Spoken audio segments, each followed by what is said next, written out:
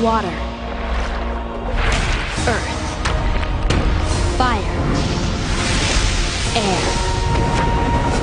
Long ago, the four nations lived together in harmony. Then, everything changed when the Fire Nation attacked.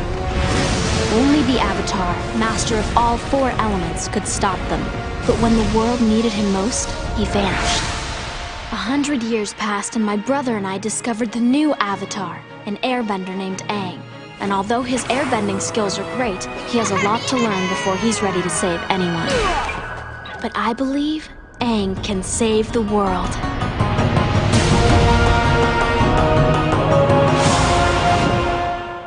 Previously on Avatar. I came along because I wanted to make sure you got through the Serpent's Pass safely. But now I need to get back to the other Kyoshi warriors. You stole Appa! Where is he? What did you do to him? I traded him. He's probably in Ba Sing Se by now. He's here. I can feel it. I am Long Fen, head of the Dai Li. I understand you've been looking for your bison. It would be quite a shame if you were not able to complete your quest. Oh, I understand you've had a rather hard time lately. That's too bad. You probably felt you had no choice but to behave outrageously, like a wild animal. But don't worry, you won't anymore. Because I am going to break you.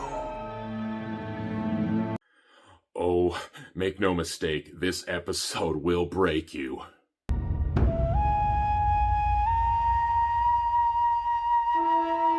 Hey everybody, welcome back to the Avatar Vlogs. This is episode 36, Appa's Lost Days. Now, if you're like me, you're probably wondering what happened to Appa from when he was last abducted to before we see him again. This episode answers those questions in one of the darker and more harrowing episodes of this series. I'll just say this is one of the best episodes in the series for me because not only does it show what happened to Appa, but it's kind of unique in that it's an animal point of view focused episode. I don't mean it's like a first person point of view where you only seen it through his eyes, but you get to see what happened to Appa, and it's almost done just with Appa. So consequently, while he is around, human characters who do speak, a lot of this episode does feature quiet, voiceless sequences, and it's done mostly through visual storytelling. This is also technically a great episode for D. Bradley Baker to shine because not only is there an entire episode dedicated to Appa, but he gets to play a lot of other animal characters that Appa comes across. This episode's also unique because it is the only other episode besides Zuko alone to not feature Sokka or Katara once. It does feature Aang, meaning Zuko alone's the only one without Aang, but yeah, so this episode already is kind of a unique one. So it starts off 4 weeks ago from when Appa was abducted by the Sandbenders and kind of shows in a way how Appa was unintentionally helping everybody along the way or how he was really involved in the plots that were going forth. For instance, when he's first abducted by the Sandbenders, he sneezes, launches a sand glider into the sand, and that's how Team Avatar was able to get out of the desert. He also did some other stuff. I'll just give a brief plot synopsis, then we'll go over some of the details. So the whole plot is just following Appa from when he was abducted by the Sandbenders to when we will next see him with his last shot being his footprint in the sand that Momo slept in. So from there, he is sold to a bunch of merchants.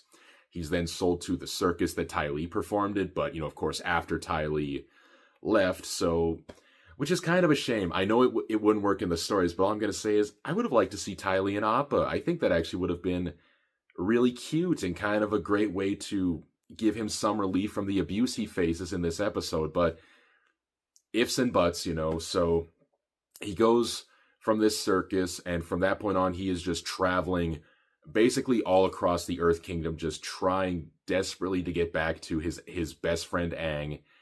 And my God, this episode is just heart-wrenching. Like, I'll be very honest. I'm usually not a big fan at least, of animal-centered stories. Now, something like Milo and Otis I do kind of like, although it's a little hard to watch now due to the real-life abuse allegations.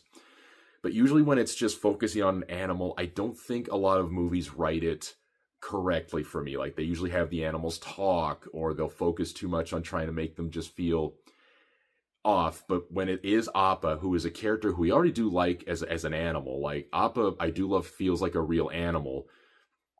But this one, you just really dive into how he is as a character and how he starts off so headstrong, but as time goes on, he does start to break down from not only being away from his friend, but the mistreatment he feels trying to navigate this hard world alone. Now, of course, along the way, there are bits of relief. But yeah, I gotta say, this episode is great, but it's very harrowing. For a kid's film, this is a very harrowing episode, and I'm not gonna say it's gonna make you cry, but you will definitely feel down up until the very end. And again, for an episode that's only 24 minutes long, it feels like they did the plot of entire like big movie. This is one of those things I almost wish they would turn into a movie, kind of like how the Hunt for Gollum video games getting turned into a movie, but that's beside the point. But just to emphasize the point, so he was kidnapped in the desert and he's taken to a circus for which he escapes. And then basically over the course of a month, he goes back to the desert where he left Aang, but finds the library is broken. He goes to the rock where the buzzard vultures are to try and find them. And he's just aimlessly traveling the Earth Kingdom, trying in vain to find where any of his friends might be. And he does interact with certain areas. He goes through the Serpent's Pass. He passes over the ferry that Iroh and Zuko were on as they're heading to Ba Sing Se. And then he veers back for a little while, briefly coming across Suki, which was kind of nice. And I will say, I'm really glad they included Suki in this episode. And I know some people might have said it was too close from her last appearance to this one, but I think this was a really smart one. It's kind of like how in Two Towers, when they're trying to really emphasize how dire the situation is with Sauron and the war with Rohan by bringing Galadriel back. Now, in a lot of other movies, that would just feel like a glorified cameo, but bringing her and by extension Suki back, it draws us back into a character who was not only important, but the right character to really emphasize just how important the situation is. Because when Suki comes across Appa at this point of the episode, he's already not only traveled the world, he's had very little food, very little water. He's been constantly tormented by everyone he comes across.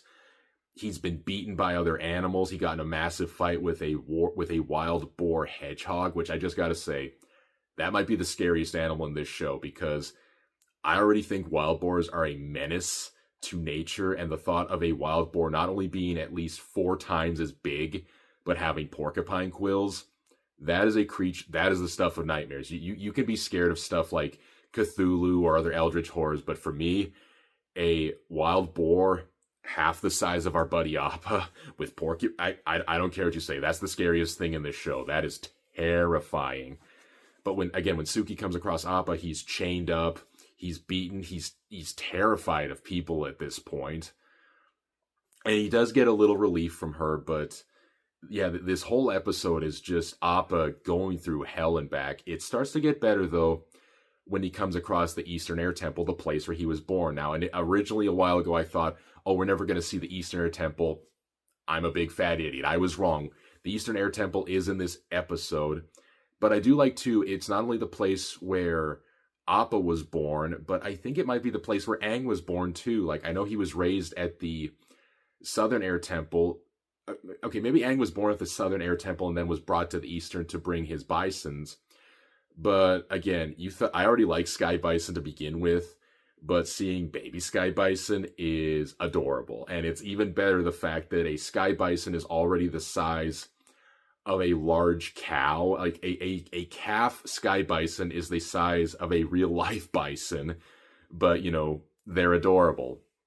So something about that is really cute and also just funny, again, showing the scale of these creatures.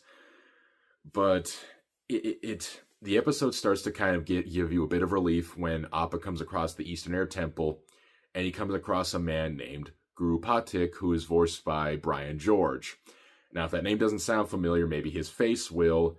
You've seen this guy in a lot of stuff. He's been in Seinfeld, but probably most recently he's best known as Raj's father from The Big Bang Theory, or as I like to kind of know him, the Indian man who does not speak with an Indian accent naturally, but is always cast to speak with an Indian accent. Like that's a different element of the industry. We're not going to get into that, but Brian George is Guru Patik, who is not a bender, but he's a very spiritually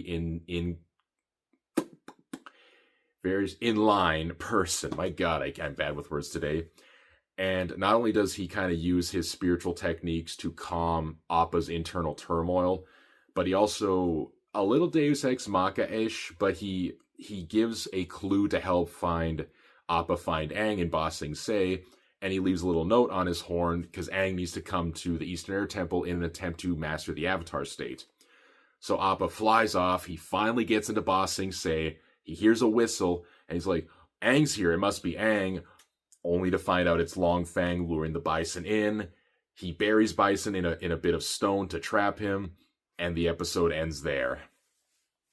So yeah, this was a very harrowing but very good episode. I will say this is one of the best episodes in the entire show. It's the only one that focuses entirely on Appa, which again is a unique point of view to have for the story, but it does run the appropriate gambits of emotionally happy, but also very dire and down. There's never a point where it feels like, but it's done in just the right balance. There's never a point where the happy moments are too sappy or the sad moments are too depressing. It plays just enough to get the feeling out of you, but then it moves on before you either get too depressed or in kind of a sick, twisted way before you get too comfortable with what's going on. It's always just kind of keeping you at the end of the fishing line like that. So I absolutely love this episode.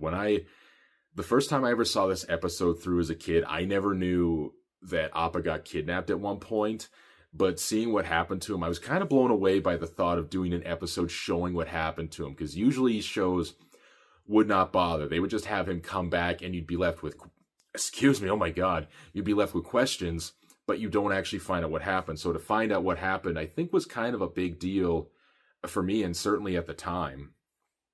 But with that said, I don't have a ton more to say about this episode. I just think it's really good. It's a great episode. It was nice to see Appa again, and things are going to get good as we're starting to lead into the finale. So with that said, I'll see you in the next one, and onwards and upwards, my friends.